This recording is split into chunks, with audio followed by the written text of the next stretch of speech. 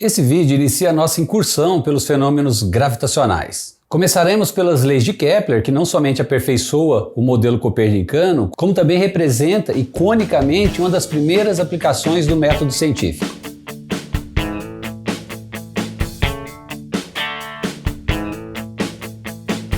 Olá pessoal, sou eu de Silete, bem-vindo ao Verbo Científica. Aqui você entra em contato com os principais fundamentos que regem o mundo. E eu os apresento de forma descomplicada, com pouco ou nenhuma matemática, mas com muito rigor. Se você acha isso interessante, se inscreva no canal. Basta clicar nesse botão aqui. E já ativa também seu sininho para que você possa receber notificações semanalmente sobre o nosso conteúdo.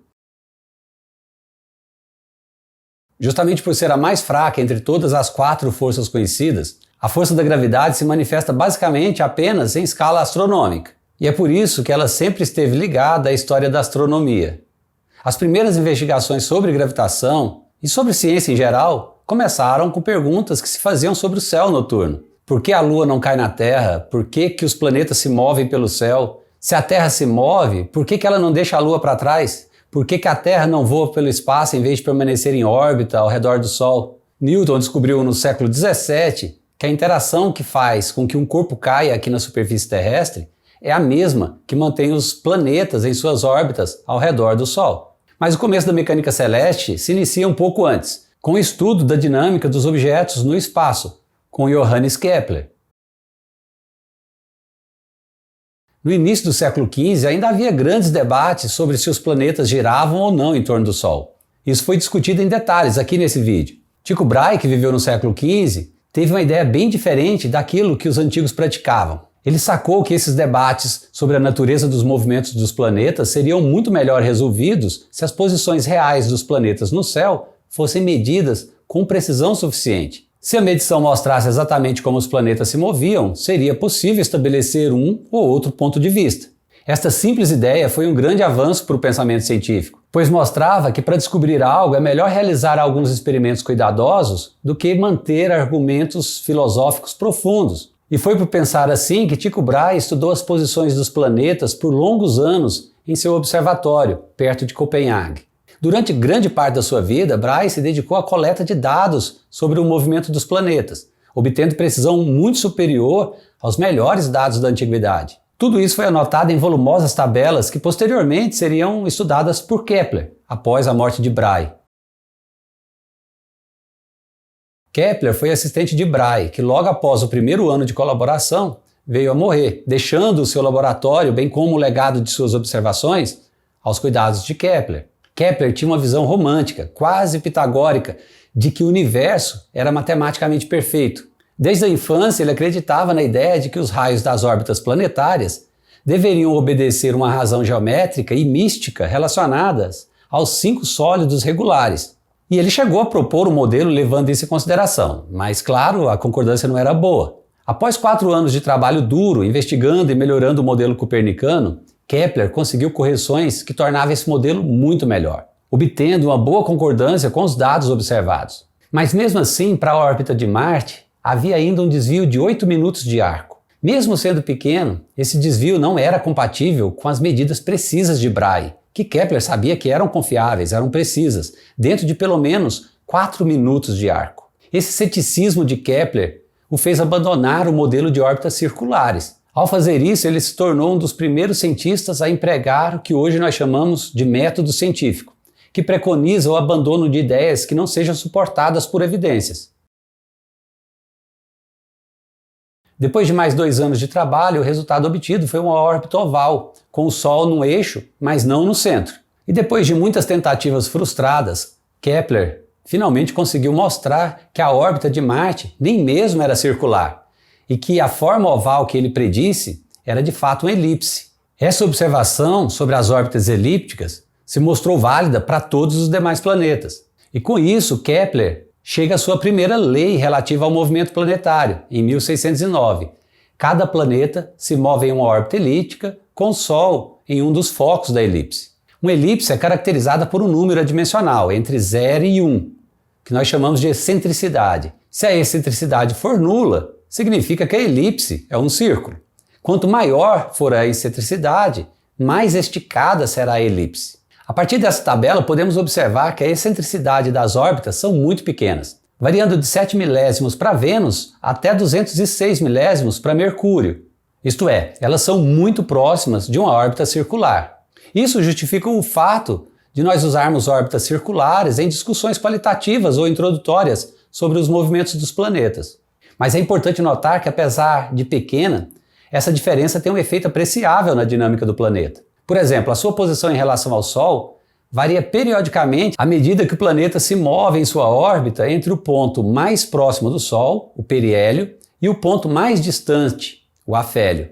Em muitos casos, essa mudança periódica é sutil. No caso da Terra, a distância até o Sol varia entre 98% e 102% do seu valor médio. Ainda nessa série, nós vamos ver que Newton foi capaz de mostrar que para um corpo atraído por uma força proporcional ao inverso do quadrado, as únicas órbitas fechadas possíveis são circulares ou elípticas.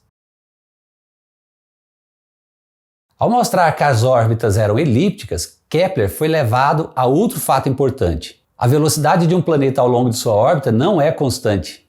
Ela é maior quando o Sol está mais próximo do Sol. Para entender isso, Kepler bolou um sistema planar maluco, completamente equivocado, mas que inacreditavelmente o levou à lei certa.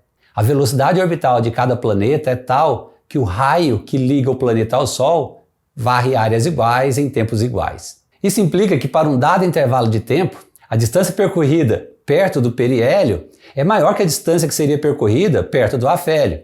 A primeira e a segunda lei de Kepler foram publicadas na Astronomia Nova, em 1609. Esse foi o mesmo ano que Galileu observou os céus com seu telescópio pela primeira vez. Falamos sobre isso neste vídeo aqui.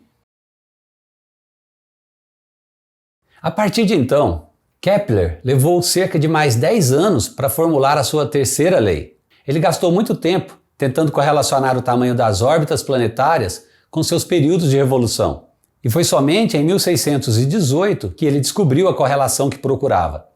Os quadrados dos períodos de revolução de dois planetas quaisquer estão entre si como os cubos de suas distâncias médias ao Sol. Ele publicou essa correlação em 1619 na forma de sua terceira lei. Matematicamente, essa lei é expressa por esta relação. Em palavras, ela nos diz que a razão entre o quadrado do período e o cubo do raio médio da órbita é a mesma para todos os planetas.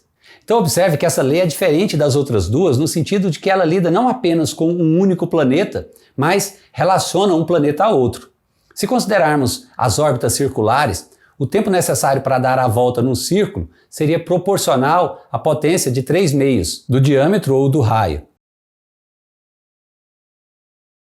Uma aplicação notável da terceira lei de Kepler é a predição dos períodos de cometas, que são pequenos corpos em órbita no sistema solar. Suas órbitas, quando periódicas, são elipses de grande excentricidade, portanto muito alongadas. Eles são muito pequenos para serem vistos, mesmo com o telescópio, a não ser quando se aproximam do Sol. Nessa situação, eles desenvolvem caudas brilhantes que algumas vezes podem ser vistas até mesmo a olho nu. Cometas visíveis costumam se aproximar do Sol, muitas vezes com seus periélios cruzando as órbitas de Marte e até mesmo a de Mercúrio. Seus afélios, enquanto isso, podem estar além da órbita de Plutão. O mais famoso desses cometas é o cometa de Halley. Aplicando a terceira lei de Kepler, pode-se mostrar que a órbita do cometa Halley é uma elipse com um periélio cruzando a órbita de Vênus e com um afélio indo além da órbita de Netuno. Para resumir, a primeira lei de Kepler descreve a forma da órbita de um planeta. A segunda diz como a velocidade de um planeta varia em cada ponto de sua órbita. E a terceira fornece uma maneira de se comparar as órbitas de diferentes planetas. Essas mesmas três leis também podem descrever o movimento orbital da Lua em torno da Terra. Basta substituir a Terra pelo Sol e a Lua pelo planeta, no modelo que nós discutimos antes. É claro que a Terra tem apenas uma Lua, mas poderíamos usar a terceira lei para comparar a órbita da Lua com a órbita da Estação Espacial, por exemplo, ou de outro satélite artificial qualquer. Kepler não sabia por que os planetas se moviam dessa maneira. Galileu, que era contemporâneo de Kepler e que também trabalhava na mecânica celeste, não fez nenhuma referência ao trabalho de Kepler. E embora tivesse ciência de que as órbitas eram elípticas, Galileu não teve interesse em explicar por quê. Foi preciso esperar mais tempo até que Isaac Newton voltasse a sua atenção para o movimento dos planetas. Newton descobriu que cada uma das leis de Kepler pode ser demonstrada. Elas seriam apenas consequências das leis do movimento de Newton e da lei da gravitação. E é justamente sobre a lei da gravitação que falaremos no próximo vídeo. Então é isso, ficamos por aqui. Assine esse canal clicando aqui no meio da tela e nos ajude a divulgar esse conteúdo. Tenha verve científica. Abraço e até a próxima!